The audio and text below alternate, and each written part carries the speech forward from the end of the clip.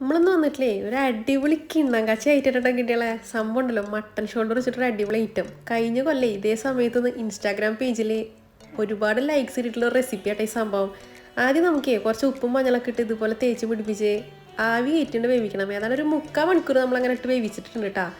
പിന്നെ അടുത്തൊരു മസാല ഉണ്ടാക്കണം. കുറച്ച് മുളക് പൊടിയും മഞ്ഞപ്പൊടിയും മീറ്റ് മസാലയും ഉപ്പും ഒക്കെ ചേർത്തിട്ട് ഇതുപോലെ ഇങ്ങനെ തേച്ച് പിടിപ്പിച്ചതിന് ശേഷം കുറച്ച് വെളിച്ചെണ്ണയിൽ ഒന്ന് ലൈറ്റായിട്ടൊന്ന് വറുത്തെടുക്കണം. വറുത്തെടുക്കാന്ന് പറയുമ്പോൾ അധികം മൂപ്പിച്ച് വറുത്തെടുക്കേണ്ട ആവശ്യമൊന്നുമില്ല കേട്ടോ.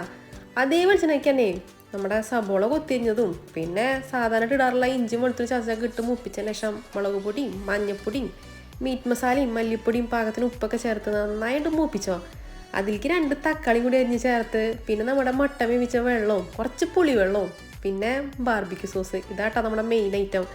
അതൊരു 1-1.5 ടേബിൾ സ്പൂൺ കൂടി ഒഴിച്ച് നന്നായി വഴട്ടിക്കോ. പിന്നെ നമ്മൾ വറുത്ത് വെച്ചിട്ടുള്ള ആ മട്ടൻ്റെ ഷോൾഡർ പീസ് ഉണ്ടല്ലോ അതും കൂടി വെച്ച് മട്ടൻ്റെ വേവിച്ച വെള്ളം കൂടി ചേർത്ത് നന്നായി ഇതുപോലെ ഇങ്ങനെ മസാലയൊക്കെ അതിൻ്റെ മേലേക്ക് ഒഴിച്ചിട്ടുണ്ട് വേവിച്ചെടുക്കണം കിട്ടിയാളെ. ഏതാണ്ട് ഒരു 10-20 മിനിറ്റും കൂടി നമ്മളിങ്ങനെ അടച്ച് വെച്ച് ചെറുതീയിൽ ആ ഗ്രേവി കൊണ്ട് വറ്റിച്ചെടുത്തിട്ടുണ്ട് കേട്ടോ. ഈ സംഭവം സെറ്റായി കഴിഞ്ഞാലേ ലാസ്റ്റ് 1 ടീസ്പൂൺ കൂടി നമ്മൾ ബാർബിക്യൂ സോസും കൂടി അതിൻ്റെ മേലെ ഒഴിച്ചത് ഇതുപോലെ ഉണ്ടാക്കി സെറ്റാക്കി എടുക്കും.